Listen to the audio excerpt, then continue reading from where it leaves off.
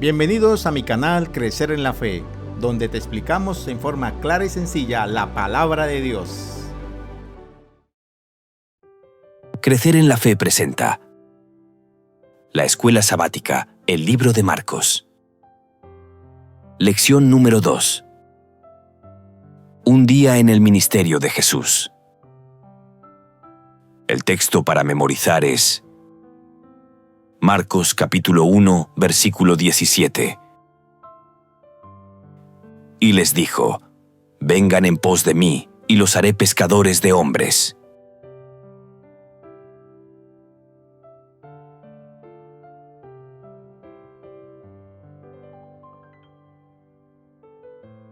El Evangelio de Marcos fue escrito entre los años 55 al 70 después de Cristo.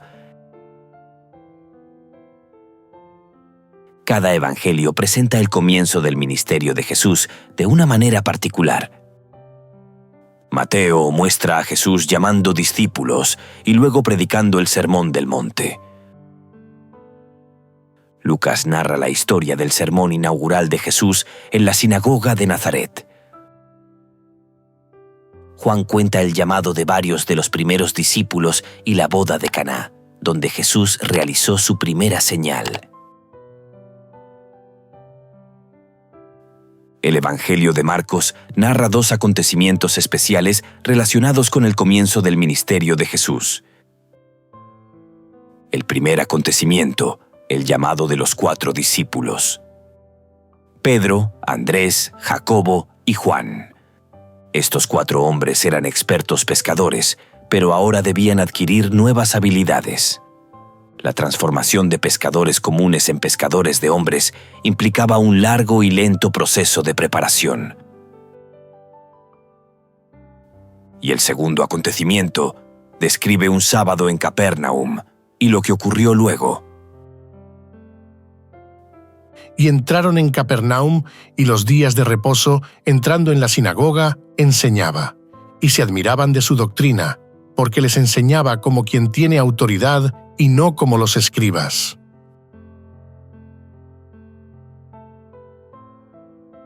Marcos utiliza el plural entraron, incluye a Jesús y a los 4 discípulos a quienes había llamado. Este sábado con Jesús, al comienzo del Evangelio de Marcos, da al lector una idea de quién es Él. En el segmento de Marcos que estudiaremos esta semana, incluye muy pocas palabras de Jesús y unos acontecimientos especiales tales como: primero, un breve llamado al discipulado. Segundo, la orden que le da a un demonio. Tercero, el plan de visitar otros lugares. Cuarto y último, la curación de un leproso junto con la orden de presentarse ante un sacerdote para ser declarado limpio. Si te estás gustando este video, no olvides darle me gusta, dejar tus comentarios y sugerencias. Tu opinión es importante. En este video y en las diferentes secciones estudiaremos el énfasis que da Marcos a Jesús. Muestra a un Jesús que está en acción, particularmente en la sanación de las personas. A Marcos le gusta usar la palabra inmediatamente para ilustrar la rapidez, característica del ministerio de Jesús. Y este estudio lo haremos mediante los siguientes puntos. Primero, sígueme. Segundo, un inolvidable servicio de adoración. Tercero, más ministerio sabático. Cuarto, el secreto del ministerio de Jesús. Quinto, ¿puedes guardar un secreto?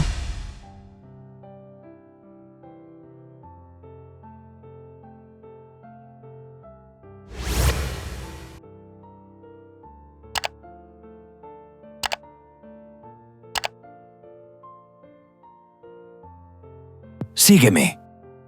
Marcos capítulo 1, versículos 17 y 18. Y les dijo Jesús: Venid en pos de mí, y haré que seáis pescadores de hombres. y dejando luego sus redes, le siguieron.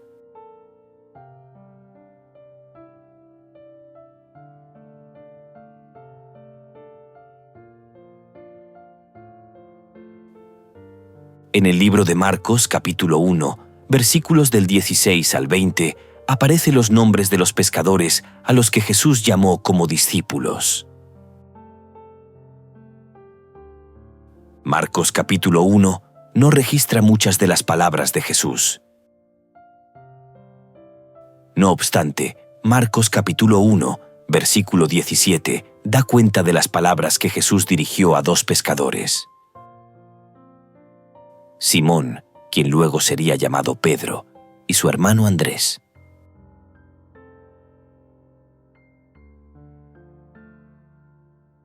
Al momento de su llamado, ellos, los dos hombres, están arrojando una red a orillas del mar de Galilea. Andando junto al mar de Galilea, vio a Simón y a Andrés su hermano que echaban la red en el mar, porque eran pescadores.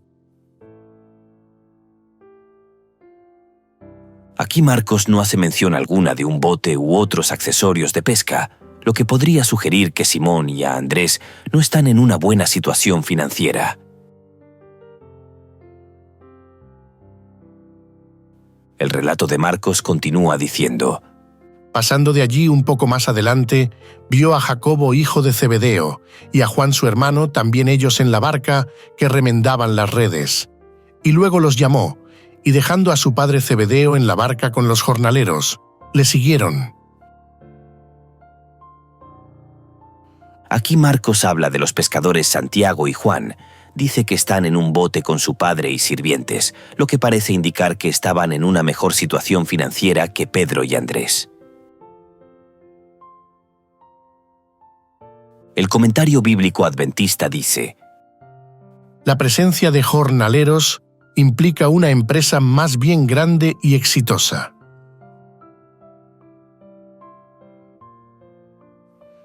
De los 4 evangelios, solo Marcos registra este interesante detalle de la narración. El Evangelio de Lucas afirma que Pedro sí tiene un bote y que, en verdad, Santiago y Juan eran compañeros de Pedro y Andrés. Y entrando en una de aquellas barcas, la cual era de Simón, le rogó que la apartase de tierra un poco, y sentándose, enseñaba desde la barca a la multitud.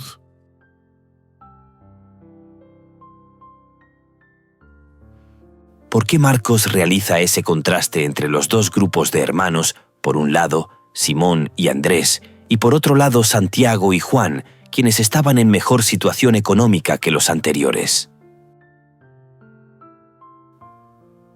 El Evangelio de Marcos presenta este cuadro de contraste entre los dos grupos de hermanos para ilustrar que Jesús llama al discipulado tanto a aquellos con menos recursos como a quienes tienen más. El llamado de Jesús a estos hombres es simple, directo y profético. Jesús los invita a seguirlo, es decir, a llegar a ser sus discípulos. Les asegura que, si responden a su llamado de forma positiva, los convertirá en pescadores de hombres. Ante el llamado de Jesús a estos 4 pescadores, ellos dejaron todo inmediatamente y le siguieron. Y dejando luego sus redes, le siguieron. El Evangelio de Juan completa el cuadro narrado por Marcos. Parece que los hermanos eran seguidores de Juan el Bautista y escucharon su proclamación de que Jesús era el Cordero de Dios que quita el pecado del mundo. Ellos, Simón, Andrés, Jacobo y Juan, encontraron a Jesús y pasaron tiempo con él cerca del río Jordán. En consecuencia, su aceptación del llamado de Jesús al ministerio no fue una reacción alocada o impensada, sino algo que habían considerado detenidamente. ¿Por qué no aporta Marcos más detalles? probablemente para destacar el poder de Jesús.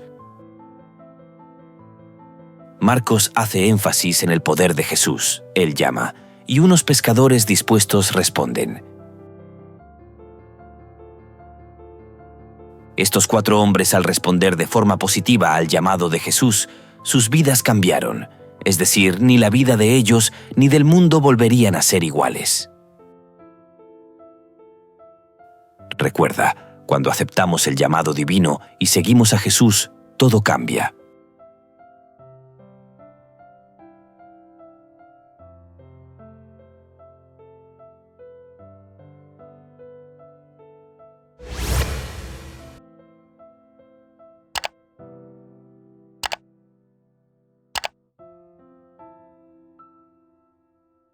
Un inolvidable servicio de adoración. Jesús sana a un endemoniado. Marcos capítulo 1, versículos 23 y 24. Pero había en la sinagoga de ellos un hombre con espíritu inmundo que dio voces diciendo: «Ah, ¿qué tienes con nosotros, Jesús Nazareno? ¿Has venido para destruirnos? Sé quién eres, el Santo de Dios».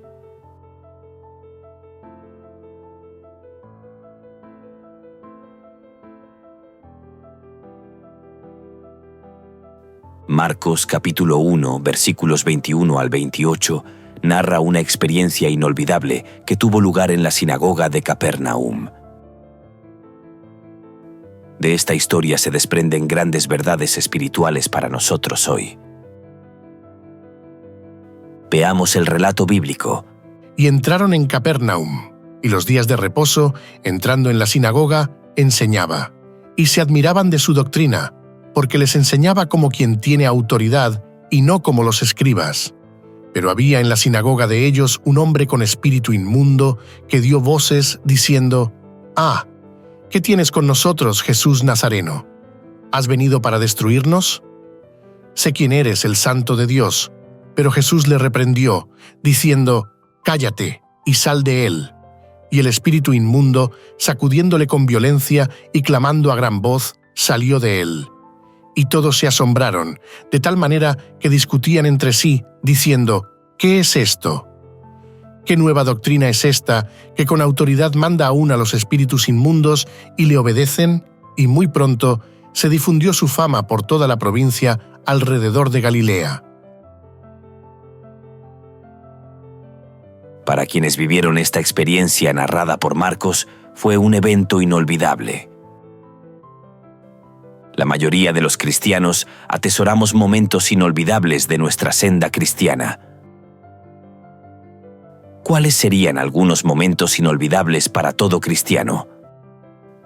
Puede ser los siguientes: la decisión de seguir a Jesús, el día de nuestro bautismo, un poderoso sermón durante el cual experimentamos profundamente la presencia de Dios, el día que ungimos un hermano con cáncer terminal y Jesús lo sanó. Algunos de estos momentos pueden no solo ser inolvidables, sino también transformadores. Esa pudo haber sido la experiencia de algunos en Capernaum aquel sábado descrito en Marcos capítulo 1. Visita nuestra web, crecerenlafe.com, y descarga el bosquejo de la lección, disponible en formato PDF y PowerPoint.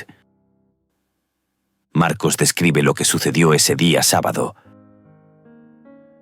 Y admiraban su enseñanza, porque les enseñaba con plena autoridad y no como los escribas.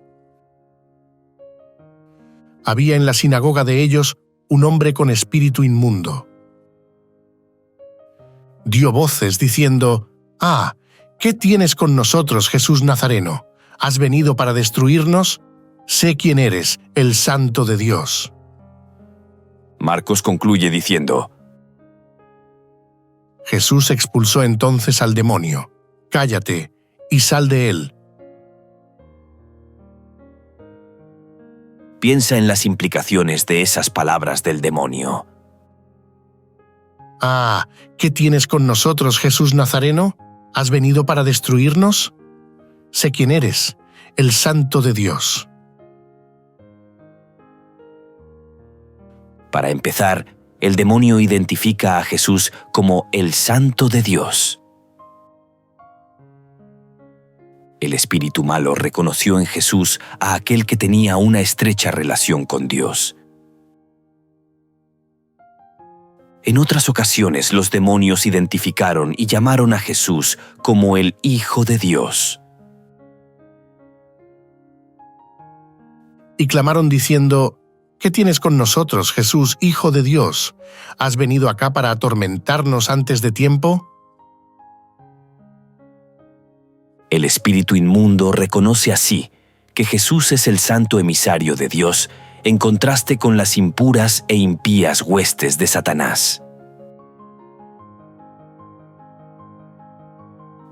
Uno espera encontrar personas y cosas santas en una sinagoga con un ambiente de adoración, no impureza e impiedad. ¿Crees que esto puede suceder en nuestros días y en nuestras iglesias? ¿Existen las mismas fuerzas espirituales en la actualidad? Marcos, por lo tanto, con esta historia resalta el poder de Dios sobre las fuerzas de Satanás y nos advierte sobre la existencia del poder demoníaco.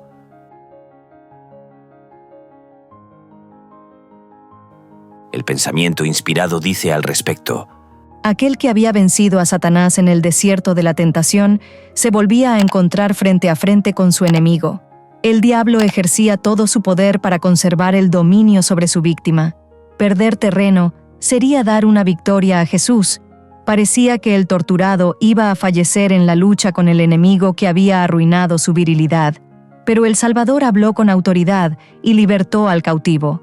El hombre que había sido poseído permanecía delante de la gente admirada, feliz en la libertad de su dominio propio. Aún el demonio había testificado del poder divino del Salvador.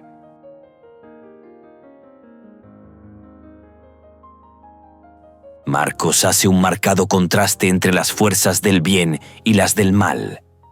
Podemos ver aquí la realidad del gran conflicto. La gente puede no saber aún quién es Jesús, pero el demonio ciertamente lo sabe y también lo reconoce públicamente.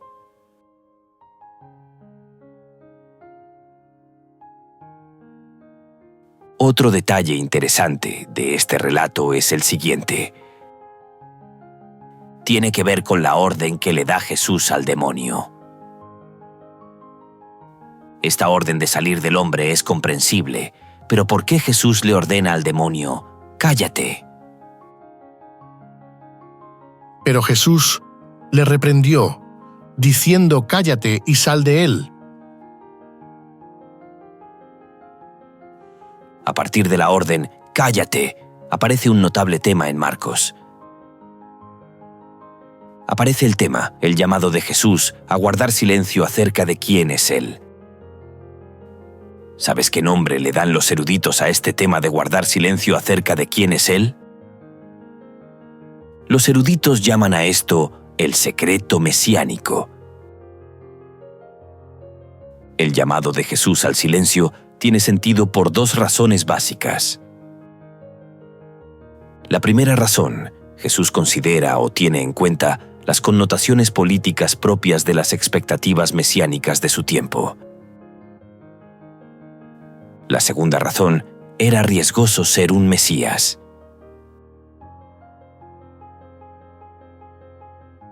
No obstante, junto con los llamados al silencio, se encuentran en el libro de Marcos las inconfundibles revelaciones de quién es Jesús.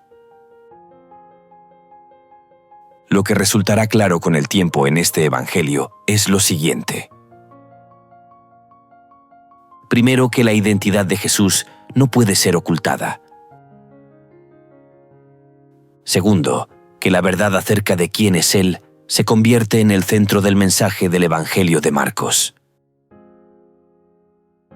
Tercero, que las personas no solo necesitan saber quién es Jesús, sino también necesitan tomar una decisión de seguirlo plenamente o rechazarlo.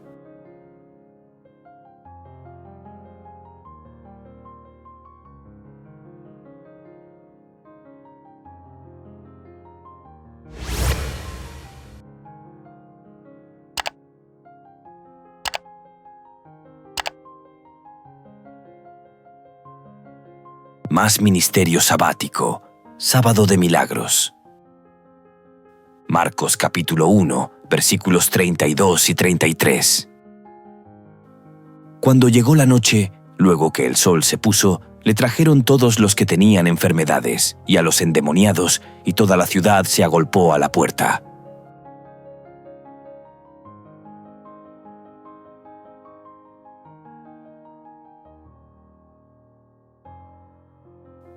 Continuemos con el relato de Marcos capítulo 1, versículos 29 al 34. Al salir de la sinagoga, vinieron a casa de Simón y Andrés, con Jacobo y Juan, y la suegra de Simón estaba acostada con fiebre, y enseguida le hablaron de ella. Entonces él se acercó y la tomó de la mano y la levantó, e inmediatamente le dejó la fiebre y ella les servía. Cuando llegó la noche, luego que el sol se puso, le trajeron todos los que tenían enfermedades y a los endemoniados, y toda la ciudad se agolpó a la puerta. Y sanó a muchos que estaban enfermos de diversas enfermedades y echó fuera muchos demonios, y no dejaba hablar a los demonios porque le conocían.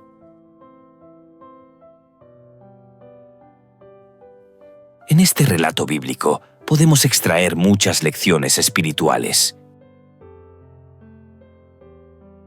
Después del asombroso servicio religioso en la sinagoga, Jesús se retira con su pequeño grupo de discípulos, Pedro, Andrés, Santiago y Juan, al hogar de Pedro, evidentemente para dedicar el resto del sábado a una comida amistosa y a la confraternidad. Pero una nota de preocupación sobrevuela la escena. La suegra de Pedro está enferma y afiebrada, lo que en ese tiempo significaba solo dos opciones: recuperarse o morir. Ellos le hablan a Jesús de la enfermedad, y Jesús toma a la suegra de Pedro de la mano y la pone en pie. Ella inmediatamente comienza a atender las necesidades de ellos. Qué poderoso ejemplo de que quienes han sido salvados y sanados por Jesús le sirven a Él y a otros como resultado.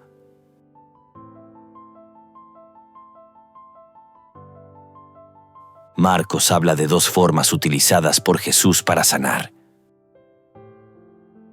La primera forma tocando al enfermo. La segunda forma con el poder de su palabra.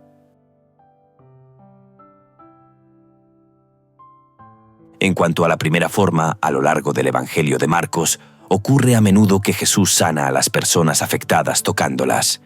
Citemos un ejemplo. Vino a él un leproso, rogándole, e hincada la rodilla le dijo: «Si quieres, puedes limpiarme». Y Jesús, teniendo misericordia de él, extendió la mano y le tocó, y le dijo: «Quiero, sé limpio».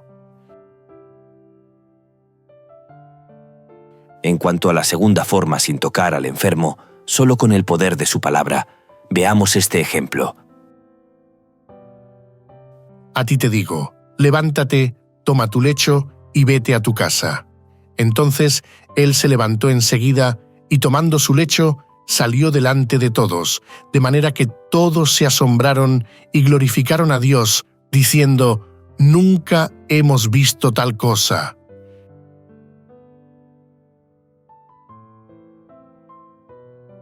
Jesús no había concluido aún su tarea de servicio aquel día de sábado. Después de la puesta de sol, muchos acudieron a la casa de Pedro buscando sanidad, sin duda después de ver lo sucedido en la sinagoga ese día o por haber oído acerca de ello. El hecho de que el escritor del Evangelio Marcos no diga a sus lectores que la gente esperó a causa de las horas sabáticas para recién entonces acudir allí indica que él daba por sentado que sabían acerca del reposo sabático. Este rasgo del Evangelio de Marcos es consistente con el hecho de que sus lectores guardaban el sábado.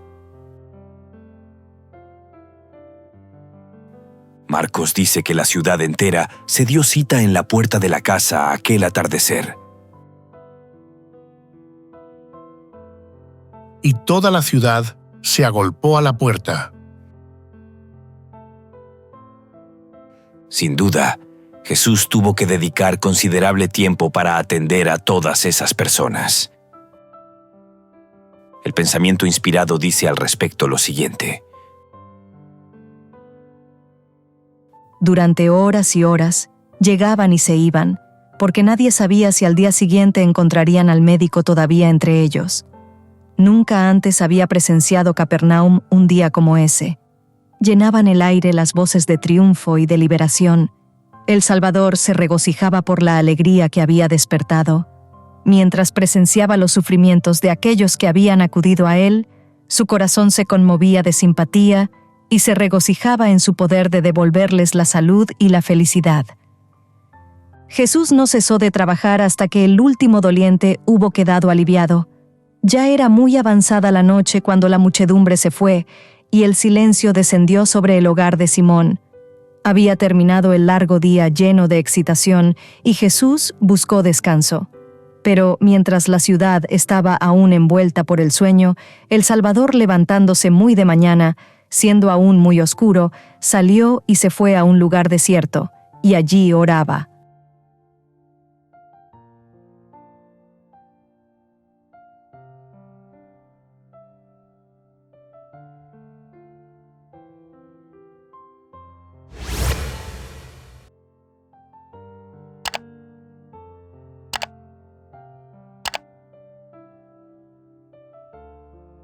El secreto del ministerio de Jesús, el poder de la oración.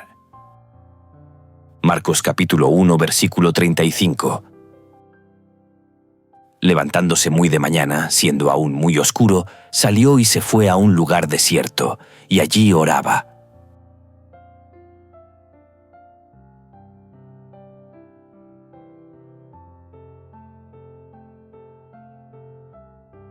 Continuamos avanzando con el relato de Marcos capítulo 1, versículos 35 al 39.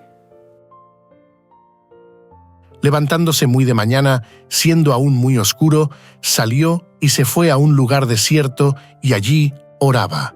Y le buscó Simón y los que con él estaban, y hallándole, le dijeron: «Todos te buscan».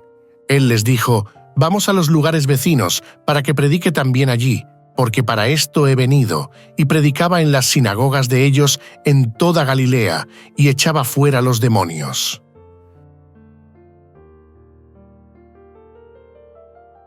La expresión muy de mañana proviene del griego proí, significa a la aurora. Se refiere a la vigilia del amanecer. Este término proí generalmente se usaba para referirse a la última vigilia de la noche, que corresponde de las 3 a las 6 de la mañana. Marcos enfatiza que Jesús se levantó antes del amanecer y fue a un lugar desierto, tranquilo, para orar. Marcos destaca la oración como el foco de la acción de Jesús. Una de las resaltantes y significativas características de Cristo era que oraba con frecuencia y con eficacia. El plan para su vida era desplegado ante él día tras día, y lo hacía a través de la oración. Jesús se levantó, salió, se fue a orar.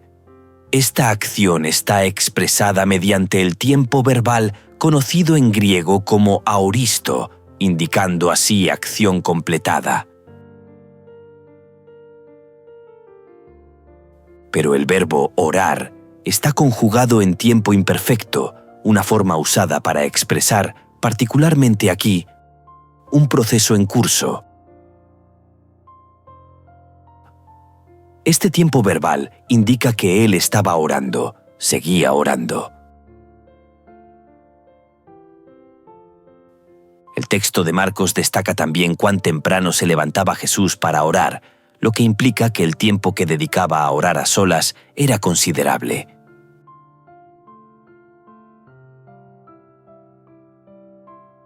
A lo largo de los evangelios se nos presenta a Jesús como una persona de oración. Despedida la multitud, subió al monte a orar aparte, y cuando llegó la noche, estaba allí solo. Y después que los hubo despedido, se fue al monte a orar. La oración es uno de los secretos del poder del ministerio de Jesús. La oración lo mantenía día a día conectado con su Padre. Jesús destacó que no puede el Hijo hacer nada por sí mismo.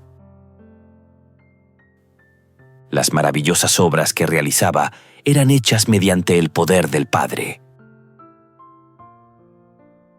Las palabras que hablaba le eran dadas por el Padre. Esto es un ejemplo a seguir.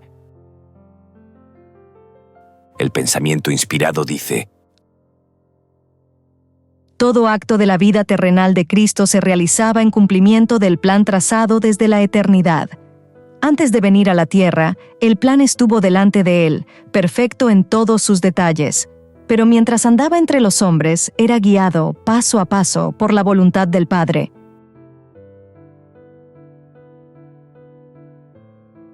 Lucas parece haberse impresionado especialmente por la vida de oración de Jesús. Se refiere a ella más que los otros evangelistas. En aquellos días, él fue al monte a orar, y pasó la noche orando a Dios.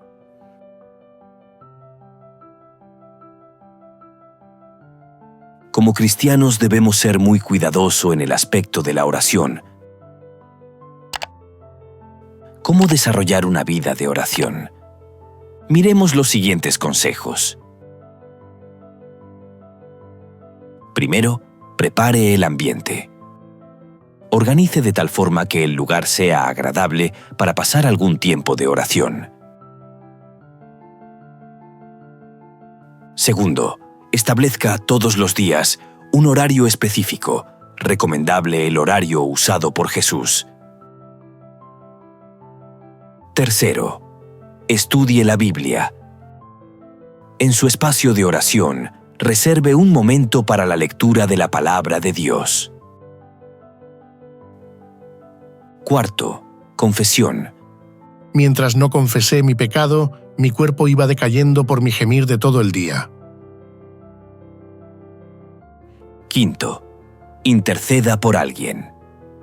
Su oración podrá ayudar a restaurar a alguien para Dios. Por lo tanto, preocúpese por las personas que usted conoce con amor y ore por ellas. Como en cualquier amistad, la relación con Jesús será fortalecida si usted se comunica con Él con honestidad y frecuencia. Esta es la esencia de la oración, comunicarse corazón a corazón con el Señor. Concluiremos nuestro estudio con los siguientes pensamientos. Las mayores victorias de la Iglesia de Cristo o del cristiano no son las que se ganan mediante el talento o la educación, la riqueza o el favor de los hombres. Son las victorias que se alcanzan en la cámara de audiencia con Dios cuando la fe fervorosa y agonizante se aferra del poderoso brazo de la omnipotencia.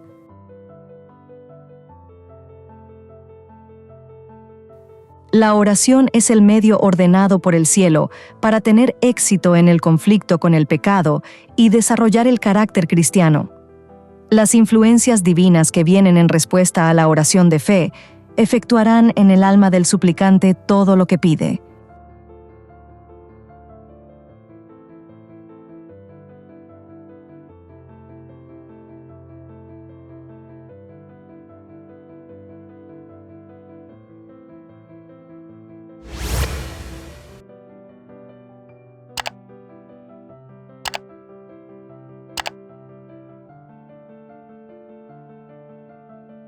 ¿Puedes guardar un secreto? Marcos capítulo 1, versículo 44. Y le dijo: Mira, no digas a nadie nada, sino ve, muéstrate al sacerdote y ofrece por tu purificación lo que Moisés mandó, para testimonio a ellos.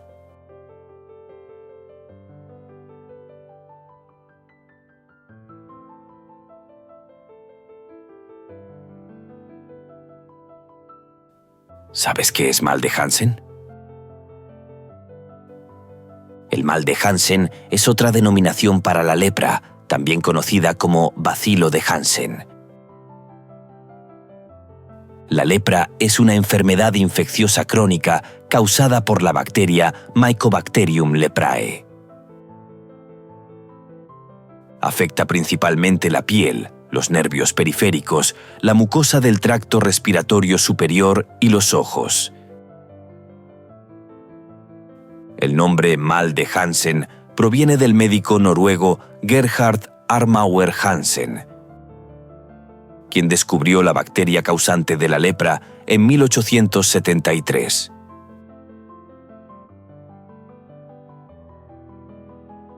Jesús se relaciona con todo tipo de personas. Todos los seres humanos son de gran valor para él. Marcos capítulo 1, versículos 40 al 45, vemos a Jesús relacionándose con los marginados de la sociedad a causa de la lepra. Vino a él un leproso, rogándole, e hincada la rodilla le dijo, «Si quieres, puedes limpiarme». Y Jesús, teniendo misericordia de él, extendió la mano y le tocó, y le dijo, «Quiero, sé limpio». La lepra descrita en este pasaje, al igual que en todo el Antiguo Testamento, no se refiere solo a lo que conocemos hoy como la enfermedad de Hansen o lepra auténtica. La terminología bíblica sería mejor traducida como temida enfermedad de la piel y podía incluir otras dolencias cutáneas. La lepra propiamente dicha, o mal de Hansen, pudo haber llegado al cercano Oriente alrededor del tercer siglo antes de Cristo. Por lo tanto, el leproso del que habla el pasaje en cuestión pudo haber tenido la enfermedad de Hansen, aunque no sabemos con certeza de qué dolencia sufría, solo que estaba enfermo de la piel. El concepto popular de los judíos de esa época era que la lepra sobrevenía como un castigo divino a causa del pecado. Cuando el hombre tuviere en la piel de su cuerpo hinchazón, o erupción, o mancha blanca, y hubiere en la piel de su cuerpo como llaga de lepra, será traído a Aarón, el sacerdote, o a uno de sus hijos, los sacerdotes.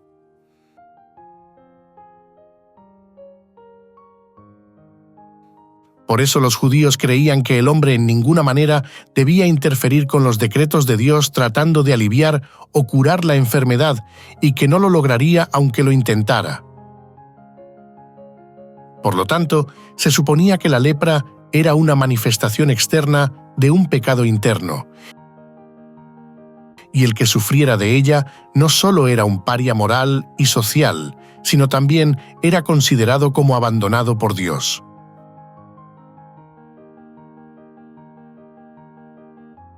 Ante todas estas erróneas creencias, el leproso confía en que Jesús puede limpiarlo.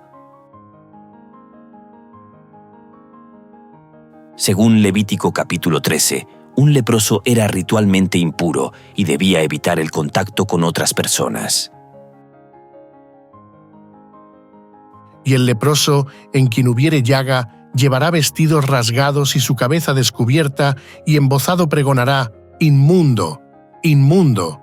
Todo el tiempo que la llaga estuviere en él, será inmundo, estará impuro y habitará solo. Fuera del campamento será su morada.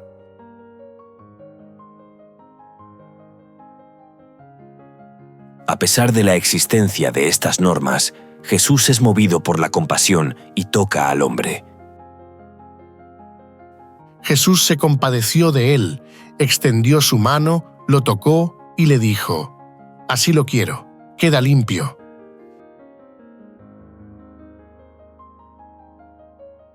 Esta acción de tocar al leproso debería haber contaminado ritualmente a Jesús hasta el atardecer, cuando le habría sido requerido que se lavara a fin de volver a ser ritualmente limpio. Pero Marcos tiene claro que la acción de Jesús de tocar al hombre enfermo limpió a éste de su lepra. En consecuencia, Jesús no fue ritualmente contaminado por el hecho de tocarlo. Se suponía que ningún ser humano podía curar la lepra, y el hecho de que Jesús lo hiciera implicaba que tenía poder para eliminar su supuesta causa, el pecado. Jesús había venido a la tierra con el propósito específico de limpiar el alma de pecado. Jesús le dice al hombre que vaya a un sacerdote y que ofrezca el sacrificio ordenado por Moisés para tales casos estipulados en Levítico, capítulo 14. Esta será la ley para el leproso cuando se limpiare. Será traído al sacerdote y éste saldrá fuera del campamento y lo examinará.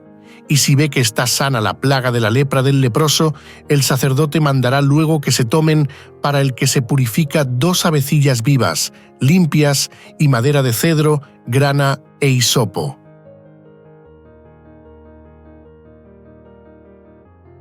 A lo largo del Evangelio de Marcos, Jesús se manifiesta en favor de lo que Moisés enseñó. Muchos pasajes del libro de Marcos así lo muestran. Esa posición de Jesús está en marcado contraste con los dirigentes religiosos de ese tiempo. Los dirigentes religiosos siempre desvirtuaban el propósito original de las enseñanzas comunicadas por medio de Moisés. Saber estos detalles explican la orden de guardar silencio dada por Jesús al hombre sanado de lepra. Y así que él hubo hablado, al instante la lepra se fue de aquél y quedó limpio. Entonces le encargó rigurosamente y le despidió luego, y le dijo: «Mira, no digas a nadie nada, sino ve, muéstrate al sacerdote y ofrece por tu purificación lo que Moisés mandó para testimonio a ellos».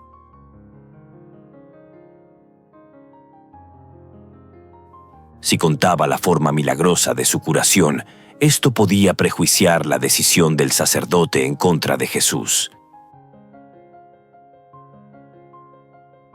Pero el leproso sanado parece no entender esto, y en desobediencia al mandato de Jesús, esparce la noticia por todas partes, lo que impide a Jesús entrar abiertamente en los poblados para realizar su ministerio. Pero oído él, comenzó a publicarlo mucho y a divulgar el hecho, de manera que ya Jesús no podía entrar abiertamente en la ciudad, sino que se quedaba fuera en los lugares desiertos, y venían a él de todas partes. El pensamiento inspirado dice: Este milagro, o más bien su resultado, parece haber señalado la terminación del primer viaje misionero de Cristo por los pueblos y las aldeas de Galilea. Se vio obligado a cesar la obra por un tiempo.